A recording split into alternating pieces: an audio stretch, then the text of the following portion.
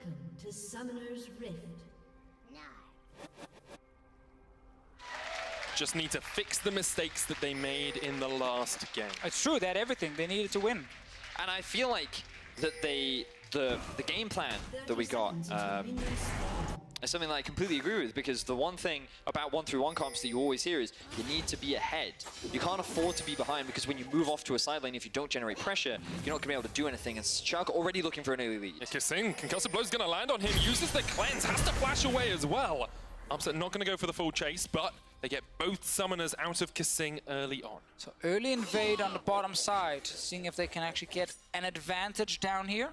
But Andre also mentioned they wanted to force skirmishes around the bottom lane in the Bot early side, game. bot Yeah, or bot side. Yeah. Obviously, we are expecting Nukeduck to be heavily involved in these as well, but the Kaiser pick in the early game, obviously not looking to do that much on the side of Splyce. Let's see what happens with the early start. My eyes are again just glued to Amazing specifically. With the Olaf, there's been so many question marks. There we go. We also fixed the graphic. There's now room for Syndra. Tons of room. Put one on each of his biceps in the future. There you go. As well. So many mid lane champions. This man, he's got a repertoire. He was very good on the LeBlanc that he played last game. He was. I feel like he's a good player, Deficio. I think that's a fair statement to make. Numbers don't back it up though. Like if you look at some of his numbers, he sits 6th in KDA, 10th in damage per minute, 9th in kill participation, 9th in damage percentage for mid laners. Yeah, but Medic, are stats really a representation of a player's skill? I mean, It's a representation of how good they're doing. Yeah, this is a long argument, but yeah. It was just a bit of. if a lot of the value you're adding is actually what you do Yes. in a side lane setting up waves, that doesn't give you any damage per minute, like Yes. at all. You're not actually hitting anyone. So a lot of these stats, a lot of people will pause and say, hang on, we can definitely make an argument here for how that's not relevant to the current performance of the player. I think last game was good, except for a little bit of a misclick, where he ends up dying to a binding which actually led to a Baron. So that was a big problem. And why Andre said we just need to fix some of these mistakes and we can cleanly snowball the game. And I think you highlighted beautifully, Deficio, where Thank you, mate. Nukeduck, he's not known for just building huge leads in lane. He's the kind of guy that has a lot of impact later on into the game with regards to finding picks or good flanks. I only need to think back to Zakali, where he got a beautiful 2-3-man flank off and pretty much solo won that fight. And that's the kind of impact that this experienced veteran player does bring to this team. Now let's see with the junglers. Xerxes has not gone back yet. He did the same thing in game one, like a long first clear. He's actually ganking the mid lane. No boots on his side.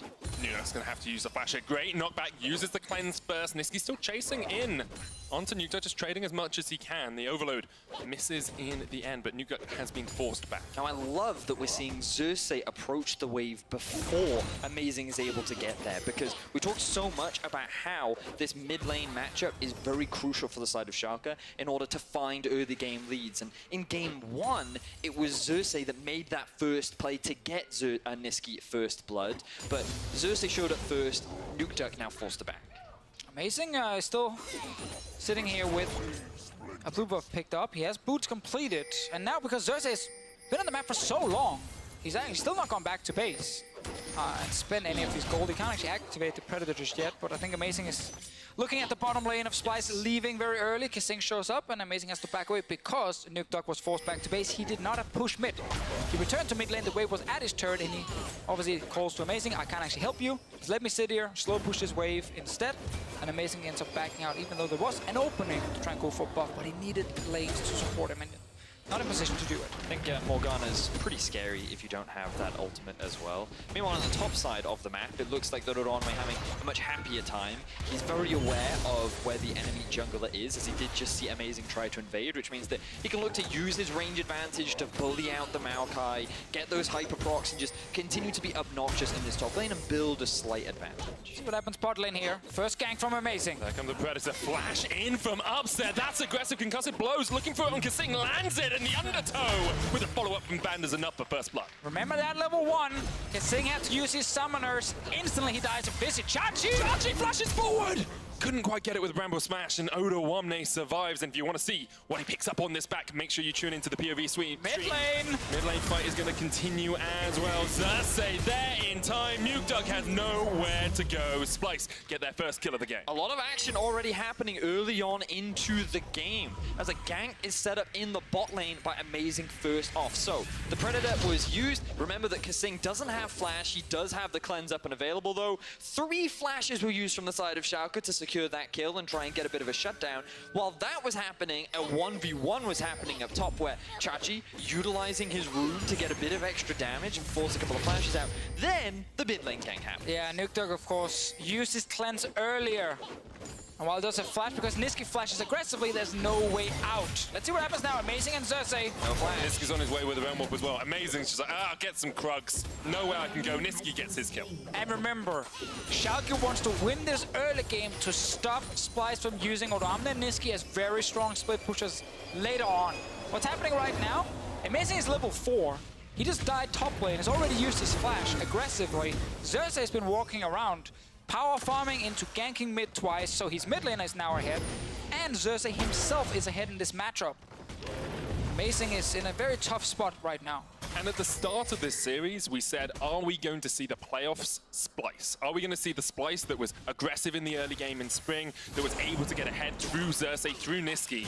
That's exactly what we're seeing in this game. It's such a transformation from them, from how they played this split, where they were much more measured, much more about scaling up into the late game. Well, it's also really important for their draft that they find this early lead because they are setting themselves up for the 1-3-1. Rise having 1-0-1 in kills right now will nicely move off to a side lane, and who is going to answer him on Schalke? Maokai is not going to stop him. Syndra's not going to be able to deal with him, especially if he has that lead and gets a very early completed Seraphs, and the same for the Gnar. Splyce are really setting themselves up nicely for that side lane pressure. But if you are Schalke, that bot lane is a lane you can win. You can actually put pressure on the turret, and you can start moving Nuke down together with Amazing once we get a bit further into this early game and start looking for potential dives into his early turret. Top lane Odoamne is a little bit difficult to gank for them. Early MR boots as well for a bit more tenacity on his side.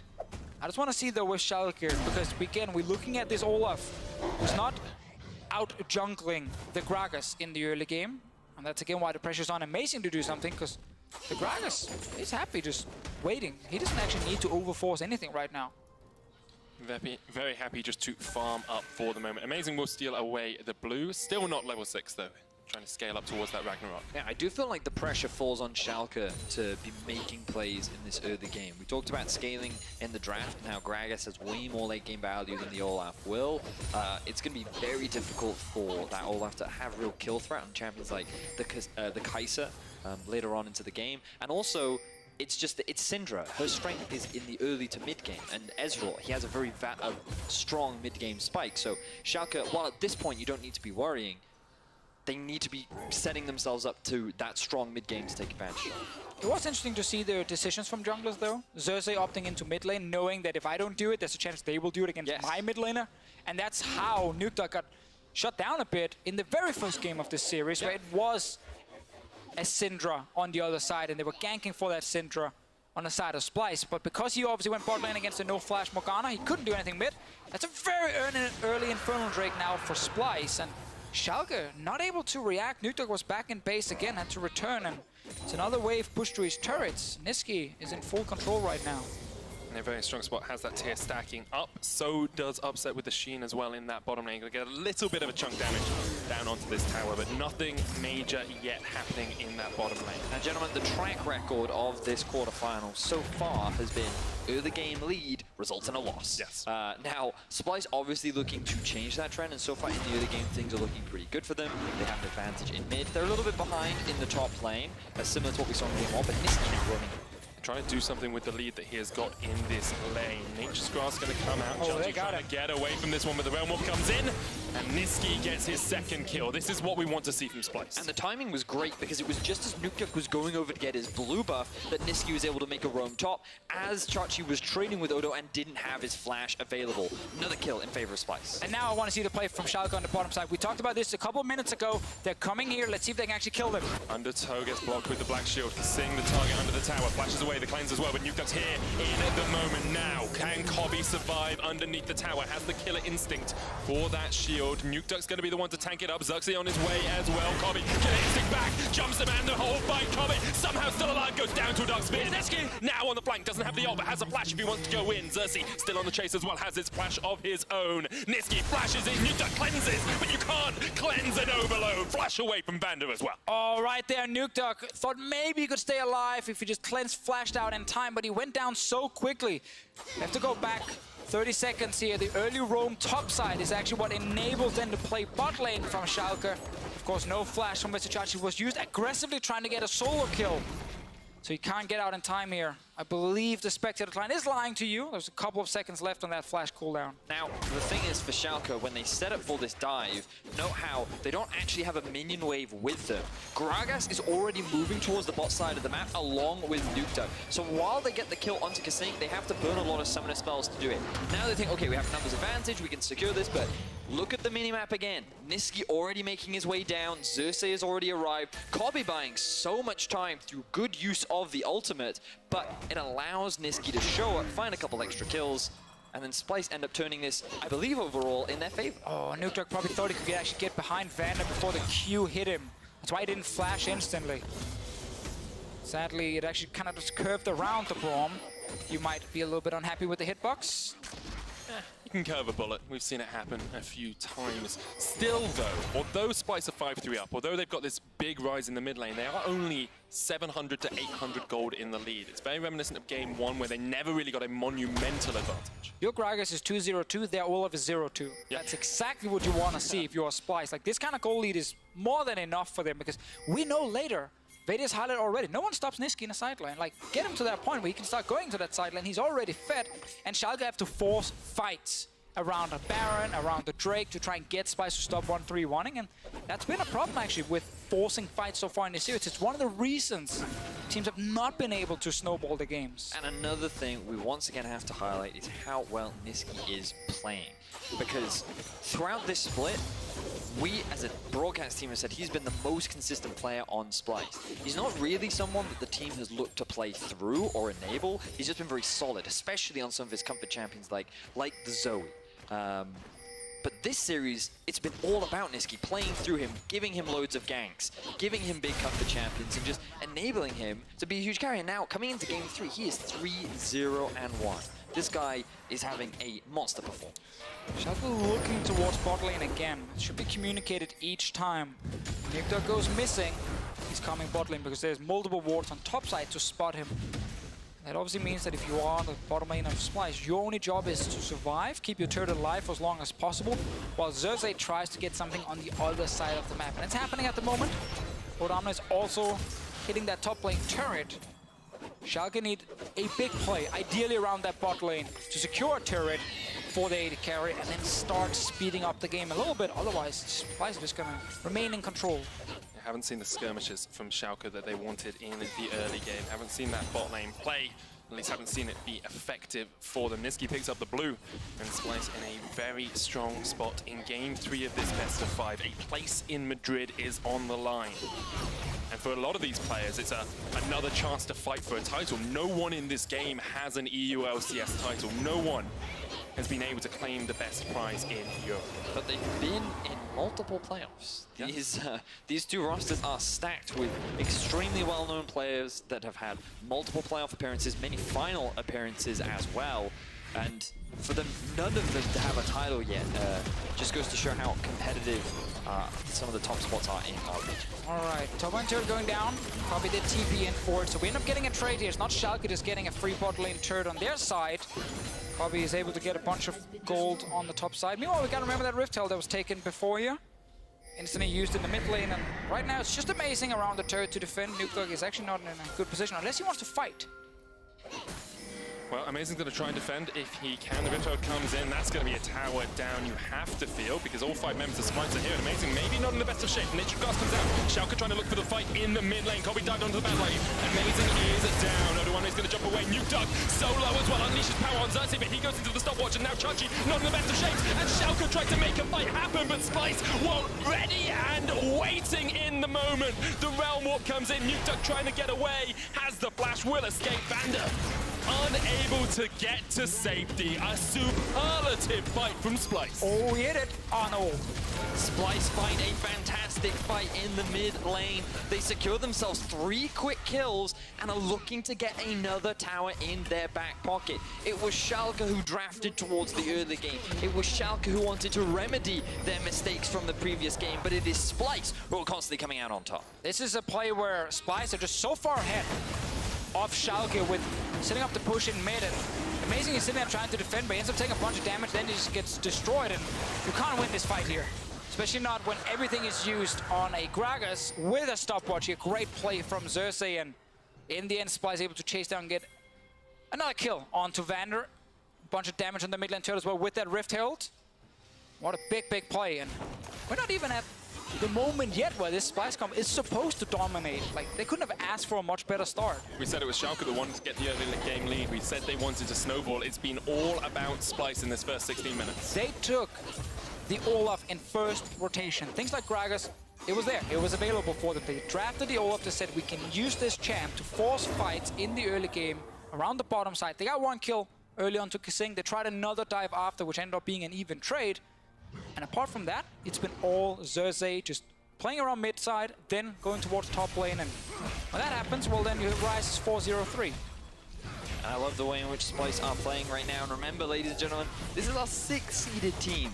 And they're currently looking to go to... Ooh. Engage onto Niski. Unleashed power comes out as well. That's what Schalke wanted. One of our Super 6, but 6 nonetheless. Nuke finds himself a bit of revenge thanks to Chachi. Upset. Ooh, jumps in aggressively. May not realize that Xerxes is on the prowl. Losing top lane turret. All right, so trades going back and forth. I feel like Splyce are the ones coming out ahead, though. Nature's God's going to be used here in the bottom lane. They're going to try and catch out Odo if they can. The cats do connect. You can see Upset doing a little bit of damage, but Vizichachi needs to come in to tank up that tower. Explosive cast used, and now Vizichachi not in the best of shapes at all, just caught underneath the turret. He's down. Amazing runs in as well. Look for the chase onto Odo. Will eventually get him down. Upset flash. They're still pushing top lane. Pushing in the top lane. Kobe and Kasing looking to get that inhibitor down. The True Shot Barrage comes in from the side as well, but the inhibitor tower falls. And the trade just seems to be in favor of Splyce. Schalke trying so hard to force something on the bot side of the map. It gave so much freedom for Kobe and Kasing to just keep pushing, keep pushing. They farm up, they get loads of turret damage down onto that top lane inhibitor, and now they've exposed it for Splyce to look to play around. Schalke did get the mid lane turret. They got the bot lane tier 2 as well. Picked up at least a kill onto Amazing. But yeah, losing everything topside. Luckily, no inhib actually died. And that, while it does definitely suck, you lose that inhib turret. We talk about a playoff buff for Niski. In the regular season, he has had 5 CS leads at 15 minutes. Today, he has been ahead in every single game. That's the sort of player you want on your team, the guy that will step up when it matters the most, and that's what he's doing for Splyce. But I think it's really important to credit Xerxes as well. This man has been hovering around the mid lane multiple times very early on, making sure that when he had the Syndra, he could get Niski ahead. When he was against a strong matchup, he was able to play around. Now he's... And there's Xerxes once again. Clearly, Nuke couldn't quite handle his drink, and then he ends up dropping in the end. Another kill going in favor of Splyce. Schalke needs to find a way back into this game. They are 3,000 gold behind, 18 minutes in. They have a top lane inhibitor that now has no tower to defend it, and Splyce have a 1-3-1 composition to pull Schalke around the map. The way back is your AD carry right now. He did not perform in the last game. This one, they played around his lane. That's why he's so far up in CS. They've gotten the bot lane turrets for him as well. He does have 2 items, no fully stacked here just yet. But they've invested a lot towards him, while we saw Splyce investing towards the mid lane. Let's see if Upset can actually do enough. It's a very tough situation to be in. Your entire team has fallen very far behind. Almost feels unfair, but that's where the Schalke focus went towards. And the focus, since Schalke has come into the league, has been around Upset. He was the franchise man for this team, the man the team was built around. And when you have a franchise man, he's the guy that has to step up in moments like this. Yes, you have the experience of Chachi, you've got Nuke Duck, you've got Amazing, you've got Vander, you've got every part of the toolkit around you to help you out, but you have to stand up and be counted in these moments. Well, we're going to be keeping our eyes on him as Splyce once again move up towards the bot side on the map. This will be their 7th tower of the game if they're able to secure it, but right now sitting on a 4,000 gold lead. Schalke are just constantly playing on the back foot, failing to find that early advantage. So far is biting them in the backside. It is so hard when every lane gets pushed in. Like, you have to catch the wave. You can't afford to fall even further behind in experience, but when you're catching a wave, the other team has already moved on and they're doing something on the other side of the map, and then you have to run from top to bot lane, bot to top lane, and you just don't get to the fights fast enough. 1-3-1 comps are always fantastic at snowballing when they are ahead. Typically, they still do need a big objective to fully finish the game, and that is suddenly the way back if you are Schalke. Like, trying to win a fight there with upset specifically. He is fully stacked now, and Schalke actually have a bit of time to poke down mid lane. I wonder if they actually do need a big objective, because we talked about it earlier. Who's going to win against Niski and Odoamne in the side lane?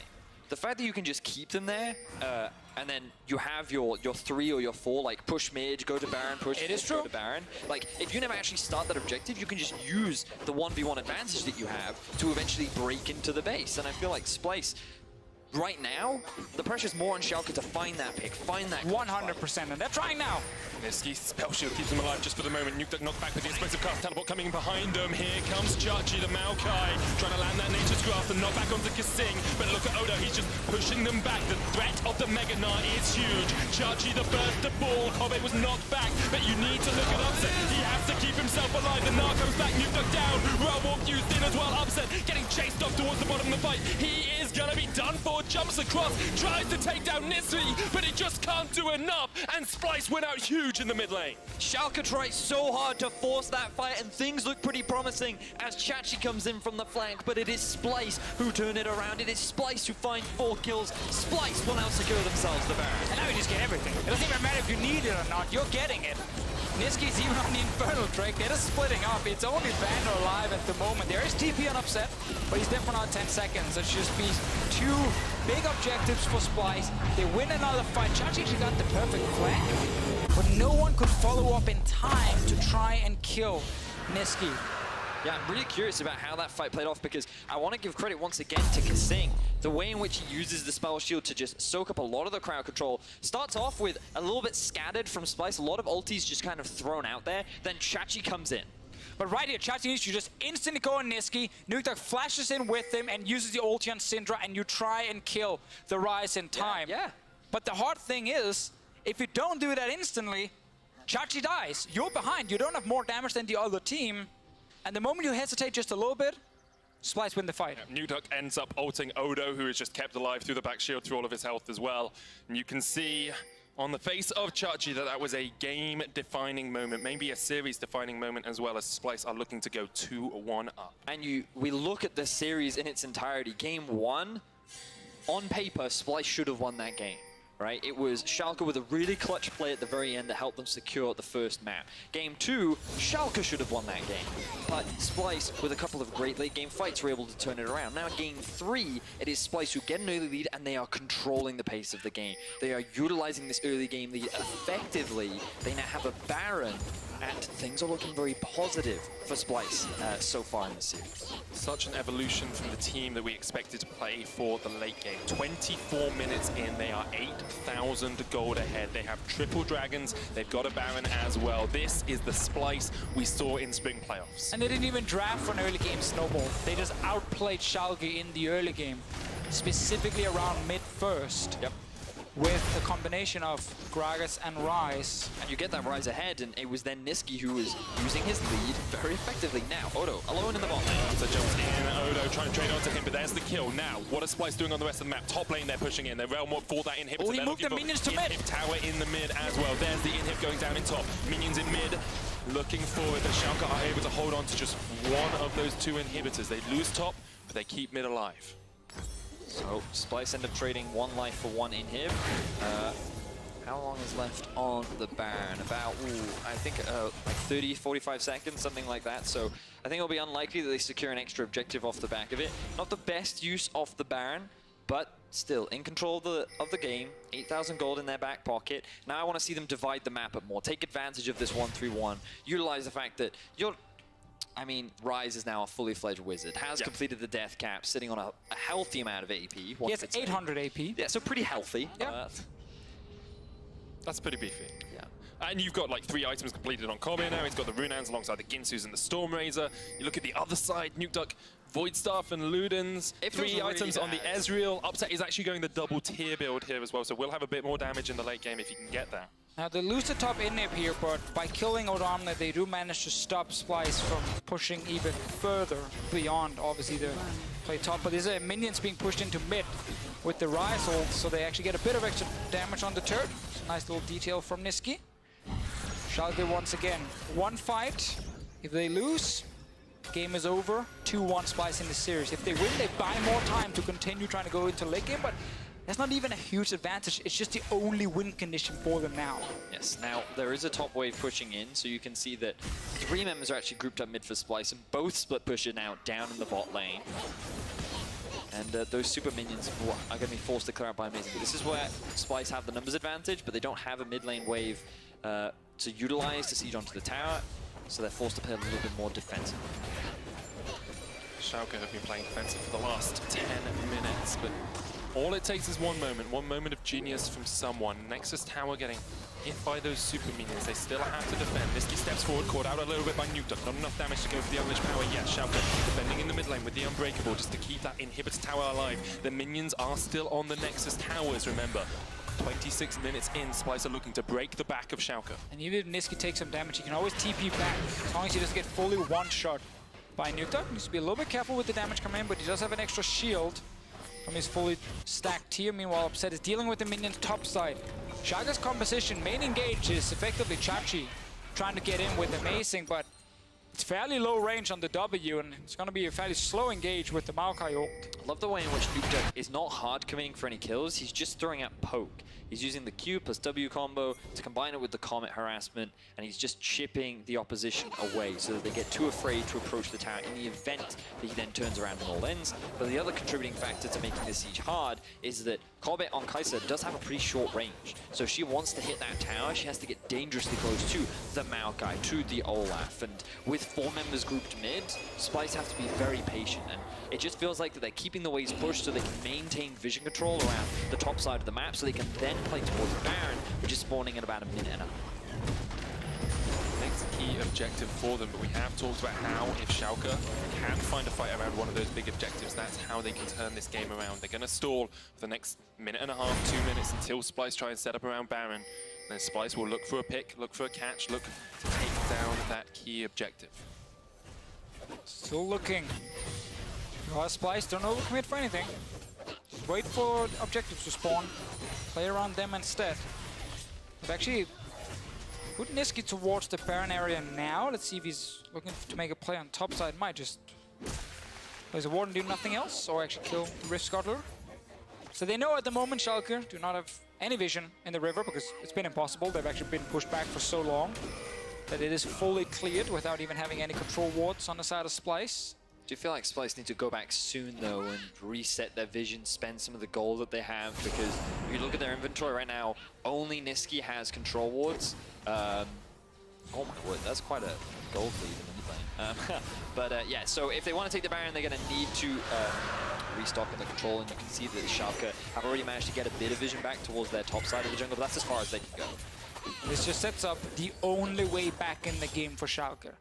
They need to make sure when Baron is alive in the next 3 to 4 minutes that they don't either get split pushed all the way down and backdoored by a Ryze, or that they don't lose the big fight around Baron and the Baron itself. Because if either of those two happen, Nexus is gone. It doesn't even matter if they, just stall a bit but then still lose the Baron itself, because then Splyce will push down all 3 lanes and take everything you own. And to think that Schalke is in this position, the team that was expected to finish 2nd place during the regular season, they had some intense tiebreakers versus both Vitality and G2, and now they're at risk of falling behind in this best-of-5 quarterfinal. They have a ward outside, so they know it's being started. Amazing is around with Flash. Odoamne is going to spot him out though. See Nisty still pushing in the side lane. Teleport coming in. Amazing has to flash across the wall. Can he get to safety? Odoamne with the chase. That is a very dead Olaf. Baron resets, but Xerxes pushes forward once again. Schalke trying to defend. Niski still pushing in that bottom lane. Yeah, Nuke, no TP is the one defending, so they know Syndra is not here. It's only the Ezreal who can actually do something. Nuke is trying to figure out, should he move? Should he stay on the bot side? If he moves, the turret is gone on bot lane. If he actually stays, they can't fully win a team fight against Splyce. And oh, he took a lot of damage. He was forced to use both summoners right there. Splyce remain in full control. Upset just trying to land the poke here around the Baron if he can. Niski on that inhibitor tower will be able to chunk that one out. They can just start Baron again. Can get back. They're going to restart the Baron. As you say, Niski pushes forward. Nuke trying to answer him. Needs to get that damage down. Needs to chunk out Niski at least. Amazing is alive now, but he's very far away from this big objective here. Splyce starting the Baron. Will Schalke do something? Ezreal can poke over the wall, which is very effective. They're moving into force them away, but Niski is still in the bottom lane. They're just trying to reset the Baron. Schalke just stalling for as long as possible. Oh, it's Amazing's fighting Niski.